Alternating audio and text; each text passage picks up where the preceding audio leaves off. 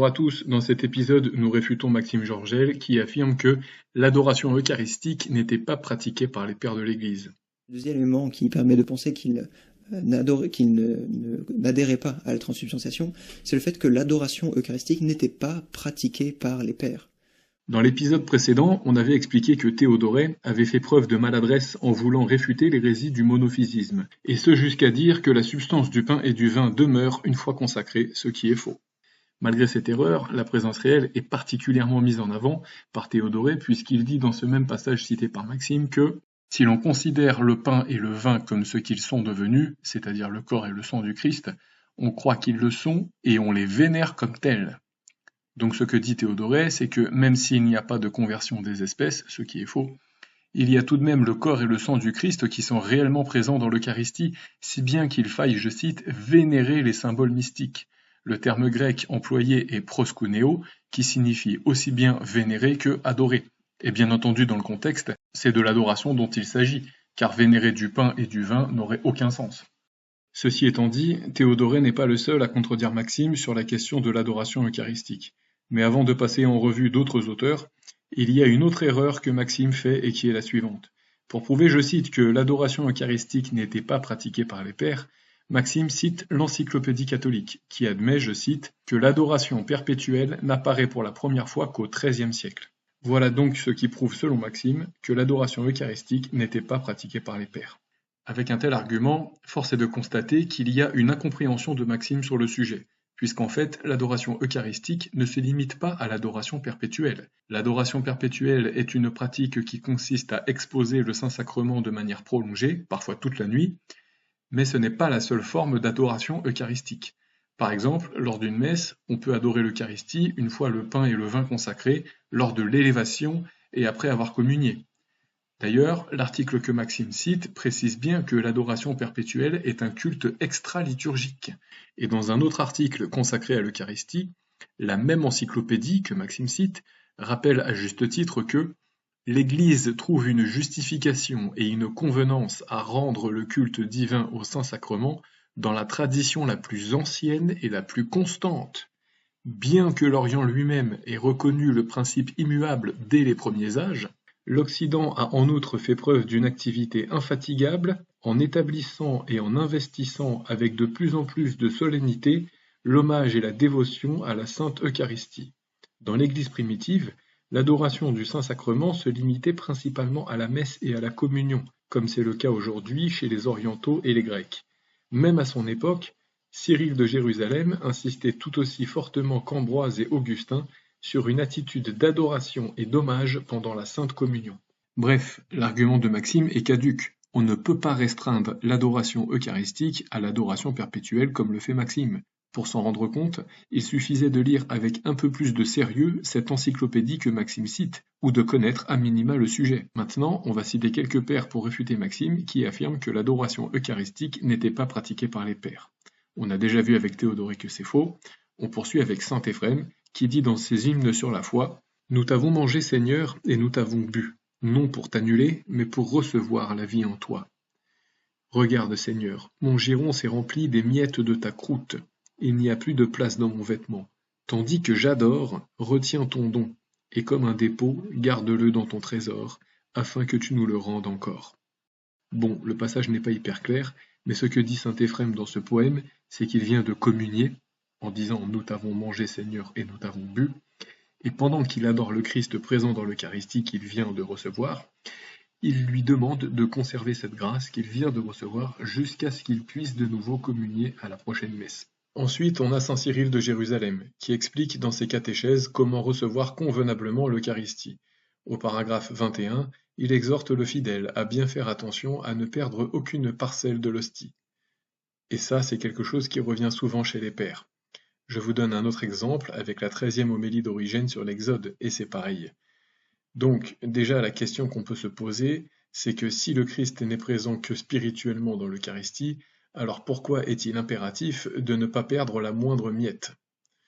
Ensuite, au paragraphe 22, saint Cyril dit « Après avoir communié au corps du Christ, approche-toi aussi du calice de son sang, n'étends pas les mains, mais incliné, et dans un geste d'adoration et de vénération disant Amen, Sanctifie-toi en prenant aussi du sang du Christ. Là c'est pareil, si le Christ n'est présent que spirituellement dans l'Eucharistie, pourquoi s'incliner et marquer un geste d'adoration à ce moment précis de la messe où l'on s'apprête à communier au sang du Christ?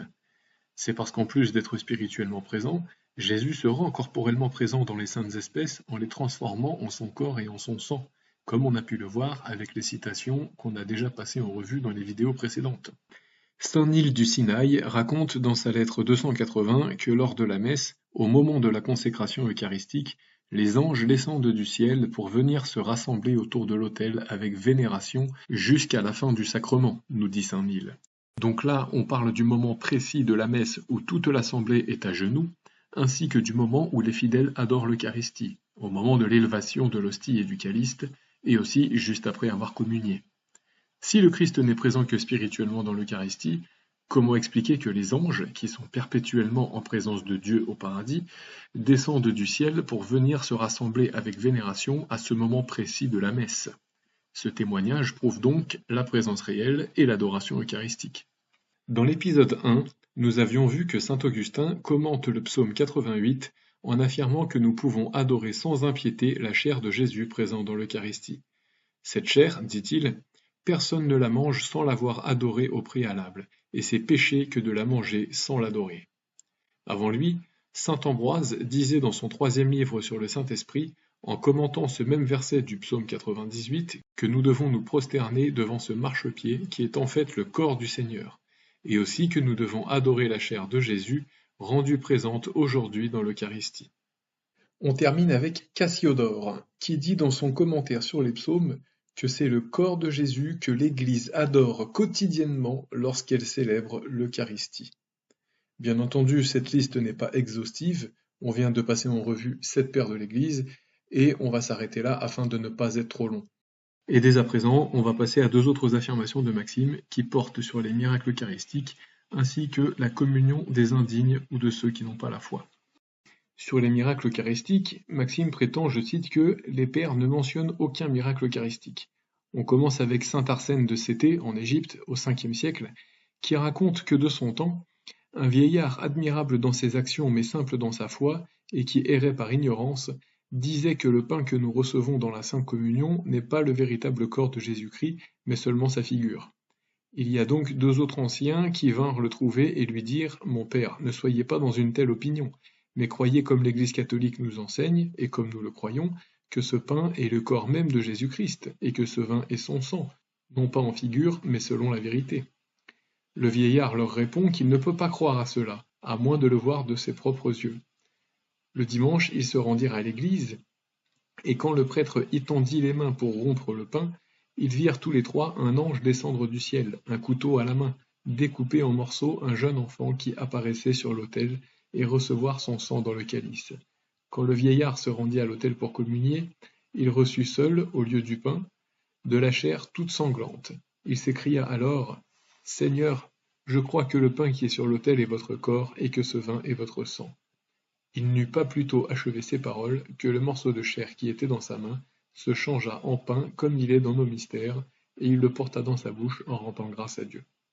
Dans son ouvrage sur ceux qui sont tombés dans l'apostasie suite à la persécution, saint Cyprien raconte 4 événements extraordinaires dont il fut témoin. Dans le premier, des chrétiens fuyant la persécution confièrent leur petite fille aux soins d'une nourrice qui laissa les prêtres païens lui donner du pain trempé dans le vin des sacrifices idolâtriques. La mère put bientôt reprendre son enfant, et elle la conduisit dans le sanctuaire où saint Cyprien célébrait les mystères sacrés. Le diacre ayant présenté le calice à l'enfant, celle-ci s'en détourna, et le ministre des autels ne put lui en faire boire qu'en lui desserrant les dents. Mais la pauvre petite se prit à vomir, parce qu'il ne pouvait pas y avoir alliance entre le sang du Seigneur et l'impur vin des sacrifices. Dans le second, une jeune femme dont la conscience n'avait point été purifiée, communia néanmoins à une messe que célébrait le saint évêque de Carthage. La vengeance de Dieu ne se fit pas longtemps attendre. La sacrilège expira au milieu d'affreuses convulsions. Dans le troisième, une autre femme, en état de péché mortel, n'en voulut pas moins communier avec l'Eucharistie qu'elle gardait dans son armoire. Mais à peine l'eut-elle ouverte, qu'une flamme en sortit et l'empêcha d'accomplir son sacrilège. Dans le dernier, un homme en état de péché mortel, assistant à la messe où le prêtre distribuait l'Eucharistie, eut la témérité de tendre les mains pour la recevoir. Il n'y trouva que de la cendre. Dieu voulut par là, ajoute saint Cyprien, montrer qu'il se retire quand on le renonce, et que la réception du divin sacrement ne saurait profiter au salut de ceux qui n'en méritent point les salutaires effets.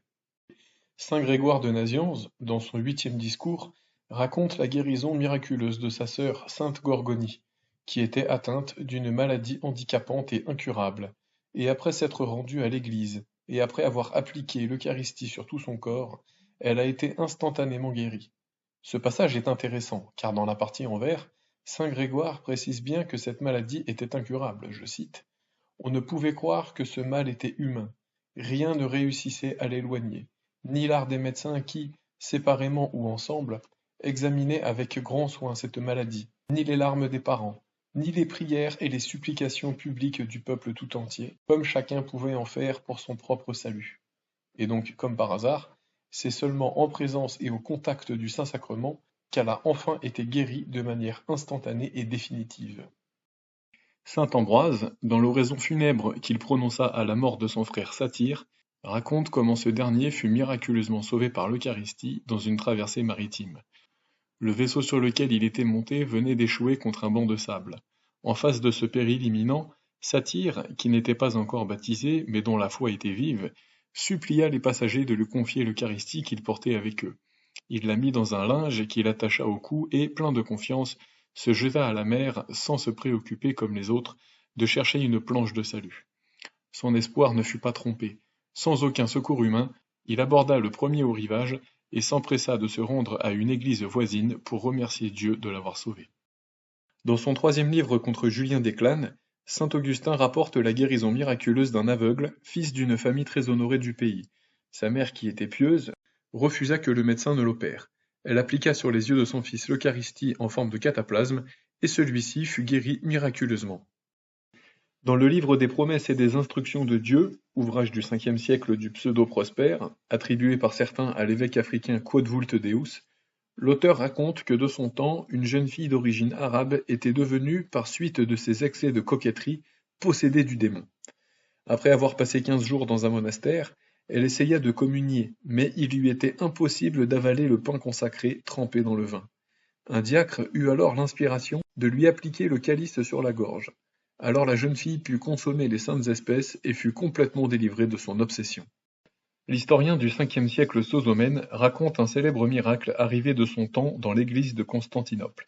Un homme de la secte des Macédoniens, ayant été converti par les instructions de saint Jean Chrysostome, voulut ramener sa femme à l'église catholique. Longtemps, il l'exhorta à suivre son exemple, mais ce fut en vain, parce que tout ce qu'il lui disait de salutaire était bientôt anéanti par l'influence d'autres femmes hérétiques.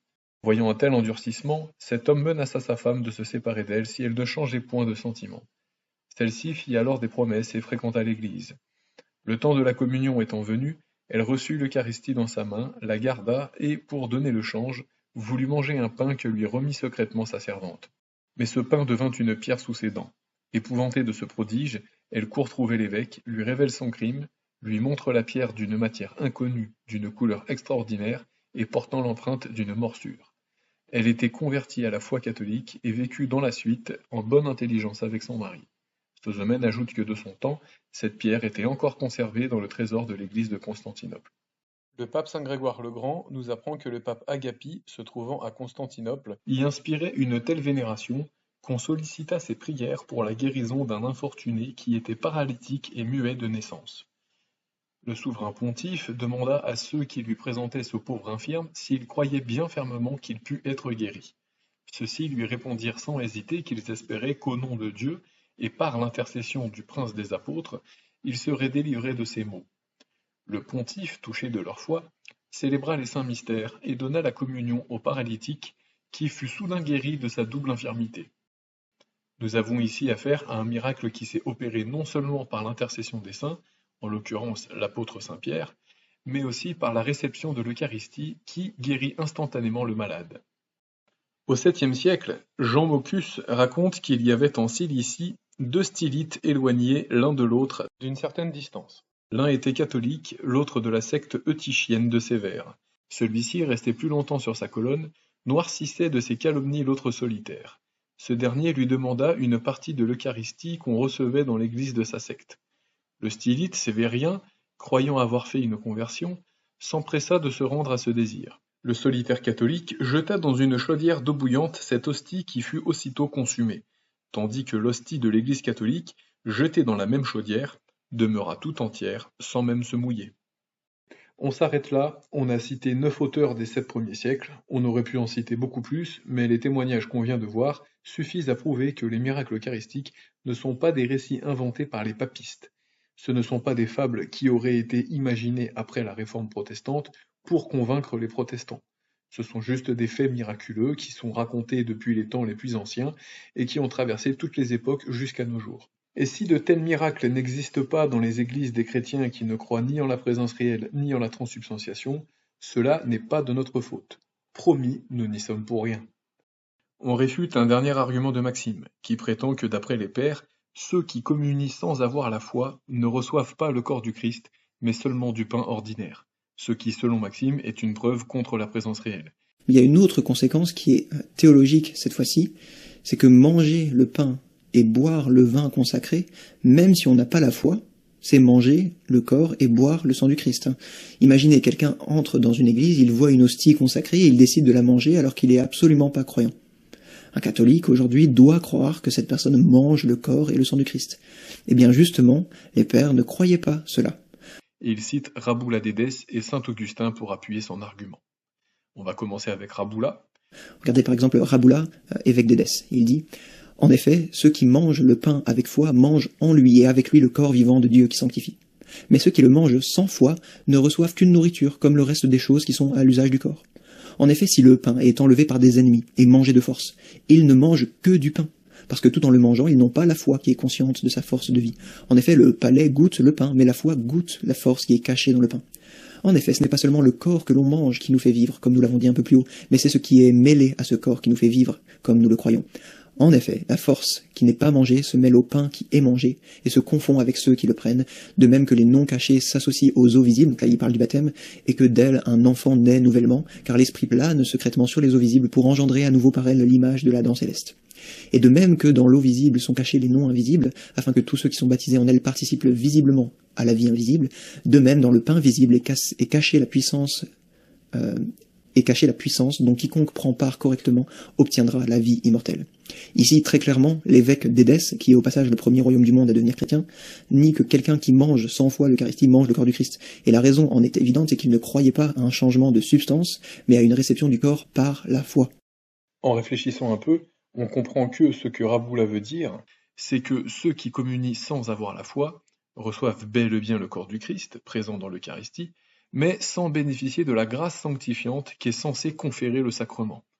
C'est ce qu'un internaute protestant fait remarquer à Maxime concernant Raboula, ce à quoi Maxime répond que non, car l'éditeur des œuvres de Raboula donne la même interprétation que Maxime. La nécessité de la foi, disent les éditeurs des œuvres de Raboula d'Édesse, pour que l'Eucharistie soit sacramentellement présente aux participants, apparaît dans les hymnes ainsi que dans la lettre de Raboula à Gémélina qui discute des abus ecclésiastiques. Alors, qui sont ces fameux éditeurs dont parle Maxime? On va se pencher sur cette source que Maxime cite. Les éditeurs sont Robert Phoenix et Cornelia Horn, et l'ouvrage s'intitule The Raboula Corpus. À la page 257, il est dit en effet que l'exigence nécessaire de la foi pour que l'Eucharistie soit sacramentellement présente pour celui qui la reçoit apparaît dans les hymnes de Raboula, ainsi que dans la lettre à Gemellinus, qui discute des abus eucharistiques. On va d'abord s'attarder sur cette lettre de Raboula, et ensuite on passera à ses hymnes. Concernant la lettre, le problème, c'est qu'il se trouve que la portion de la lettre que Maxime cite n'est pas de Raboula. Du moins, c'est ce que nous disent les éditeurs du Raboula Corpus, que Maxime cite. Oh, c'est con ça! Mais c'est aussi ce que disent des spécialistes qui sont cités par ces éditeurs. Cette lettre, telle qu'on peut la lire de nos jours, est composée de 2 sections ou 2 fragments. On a un fragment qui est très long et qui est bien de Raboula, et à l'intérieur de ce long fragment, différents éditeurs ont inséré au tout début du paragraphe 4 un autre fragment qui est beaucoup plus court et qui n'est pas de Raboula. C'est ce que disent les éditeurs du Raboula Corpus dans l'introduction du livre, page 238-239, où ils expliquent que le premier fragment, cité par Maxime, est un court extrait conservé dans un manuscrit du 8e siècle, qui se compose d'une chaîne de citations provenant de plusieurs auteurs, sous le titre « Volume de démonstration des saints-pères contre diverses hérésies ». Et dans la note de bas de page, il précise que l'orientaliste Anton Bonstark, par exemple, ne mentionne pas l'existence de ce fragment dans sa présentation des témoins du texte de la lettre de Rabbula à Gemelina. On va prendre la lettre. Et le passage que j'ai surligné, c'est le passage cité par Maxime, qui est ce fameux court fragment. Et dans la note, les éditeurs renvoient aux travaux de George Günther Bloom, un spécialiste de Rabbula. Ces travaux sont cités à plus de 200 reprises dans le Rabbula Corpus.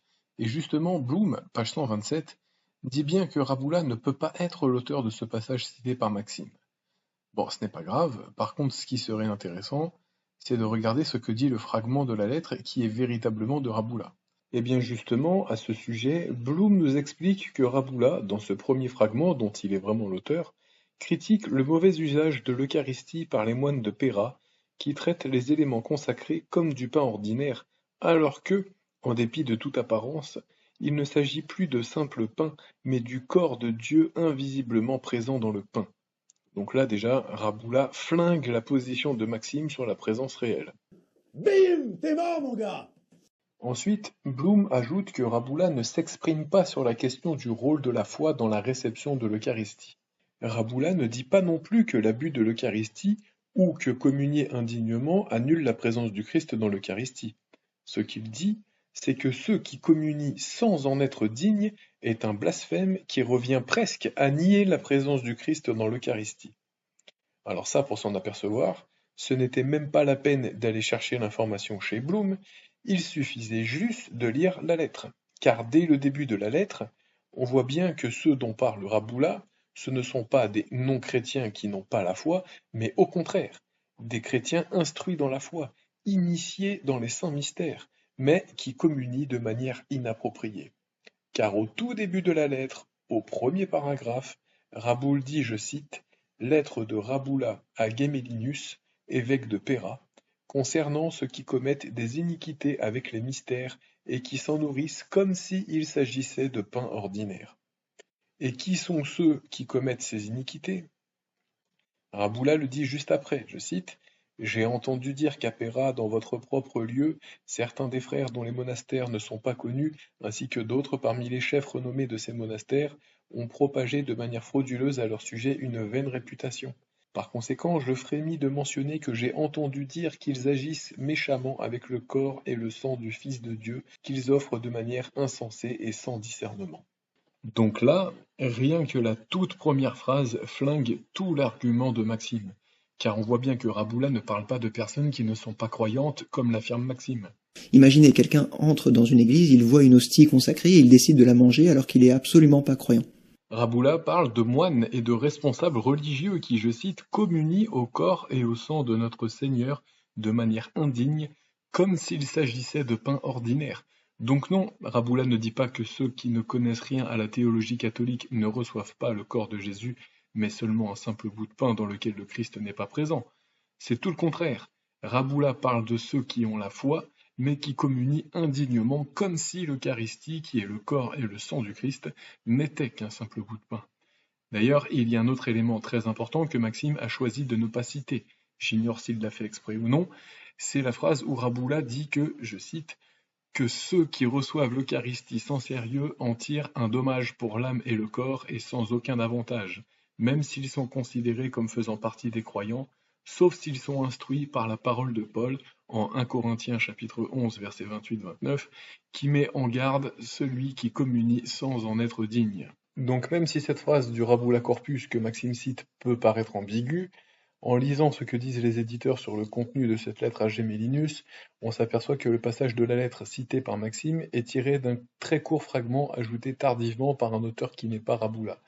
Et en lisant la lettre, on voit bien que dans le fragment dont Rabbula est vraiment l'auteur et qui constitue 95% de la lettre, Rabbula ne dit pas que les non-croyants reçoivent un simple bout de pain dans lequel Jésus n'est pas présent. C'est tout le contraire, comme on vient de le voir.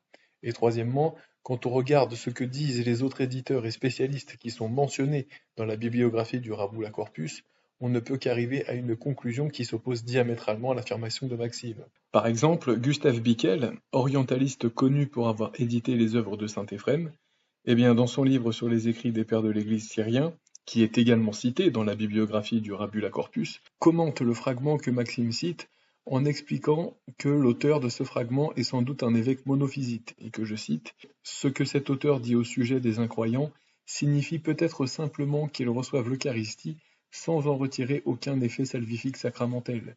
Mais il est aussi possible que cet auteur ait réellement eu l'opinion erronée que la présence du Christ cesserait miraculeusement si des incroyants, des non-baptisés, venaient à consommer l'Eucharistie. Mais dans le cas où cet auteur n'est pas Raboula, je cite, alors l'ensemble de la patristique syriaque ne présenterait même pas l'ombre d'une contradiction avec la doctrine catholique de l'Eucharistie. On a également Marie-Joseph Lagrange, qui, renvoyant aux travaux de Gustave Bickel, dit que Raboula enseigne la transsubstantiation, la vénération des saints et de leurs reliques, le purgatoire, et autres doctrines auxquelles les protestants comme Maxime ne croient pas. Et concernant la lettre à Gemellinus, il dit en somme la même chose que ce que dit Gustave Bickel et qu'on a cité précédemment. On a également l'article du DTC sur Raboula, auquel les éditeurs du Rabula Corpus nous renvoient. Article dans lequel l'auteur dit lui aussi que Raboula ne dit rien de compromettant envers la doctrine catholique, en plus d'enseigner le culte des saints et la vénération des reliques. Bref, l'enseignement des pères de l'Église. Donc en fait, le protestant qui a interpellé Maxime dans les commentaires avait bien raison. Maxime, lui, se trompe en lui affirmant que non, ce n'est pas ainsi que le comprennent les éditeurs de Raboula, notamment car il exprime la même idée ailleurs. Maxime se trompe car il ne s'est pas intéressé au sujet et n'a pas pris le soin de vérifier ce que Raboula dit ailleurs.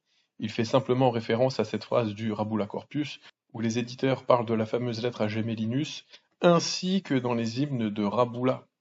Le problème, c'est que dans la note 149, en jaune, les éditeurs renvoient uniquement à la lettre de Gemellinus, mais pas aux hymnes. Par contre, dans la note 148 en bleu, là, ils renvoient à seulement 2 hymnes, page 308-309. Les 2 hymnes sont affichés à l'écran, et il n'y a rien dans le texte ou les notes de bas de page qui stipule que Raboula enseignerait quelque chose de contraire à la présence réelle. Et dans une autre hymne, qui fait allusion à l'Eucharistie, Raboula glorifie Marie et sollicite son intercession, ainsi que celle des bienheureux martyrs, et il prie même pour les défunts. D'ailleurs, dans la lettre à Gemellinus que Maxime cite, Pierre est désigné comme étant le chef des apôtres, quelque chose d'assez banal dans la pensée des pères grecs de l'Église, mais bref, ce n'est pas le sujet. On passe à saint Augustin, et ça va être beaucoup plus rapide. Je vous avais promis que Augustin reviendrait, voici un extrait où ce dernier affirme exactement la même chose que Rabulades. Par là même, et sans aucun doute, quand on ne demeure pas dans le Christ, et qu'on ne lui sert point d'habitation, on ne mange point sa chair, et on ne boit point non plus son sang, quoi qu'on tienne d'une manière matérielle et visible sous sa dent le sacrement du corps et du sang du Sauveur. Bien plus, en recevant le signe sensible d'une si précieuse chose, on le mange et boit pour sa condamnation, parce qu'on n'a pas craint de s'approcher des sacrements du Christ avec une âme souillée. Même si vous avez le sacrement entre les dents, dit Augustin, vous ne recevez pas le corps de Christ si vous mangez sans la foi.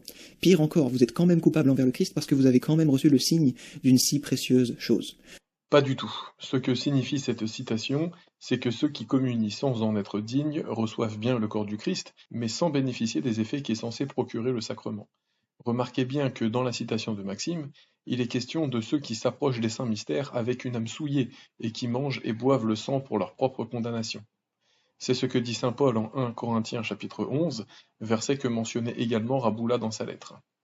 Eh bien justement, saint Augustin, dans son livre sur le baptême contre les donatistes, au tome 5 chapitre 8, dit bien que ce sont bel et bien le corps et le sang du Seigneur que reçoivent ceux dont saint Paul parle dans ce même verset. Je cite.